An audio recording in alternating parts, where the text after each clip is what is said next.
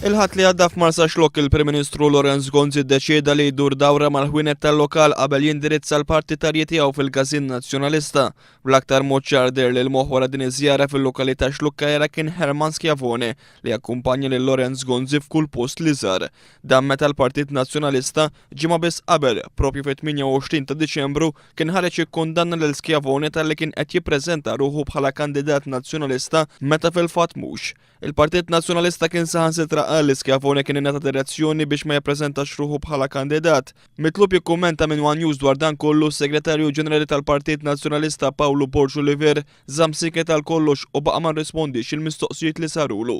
Fl-2009 Herman Schiavone kien allega li jitra anonima li ntbatet dwaru fl-elezzjoni ġenerali tas-sena 2003 u li waslitu biex jirtira l-kandidatura tiegħu mal-Partit Nazzjonalista għal dik l-elezzjoni kienet intbatet minn Franco De Bono.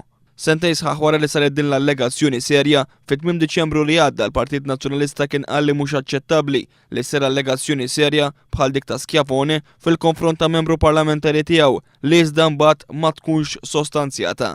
Nhar il-ħadd li għadda iżda Schiavone kien spalla ma' Lorenz Gonzi fl-attività politika tal-Partit Nazzjonalista f'Marsa Xlokk.